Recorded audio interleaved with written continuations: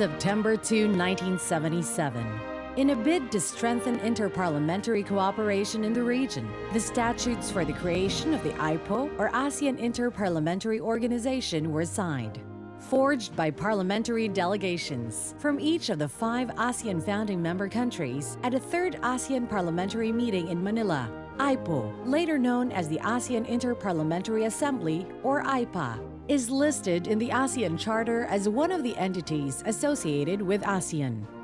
Promoting solidarity, understanding, cooperation, and close relations among parliaments of the ASEAN member countries, and to facilitate the achievement of the goals of ASEAN.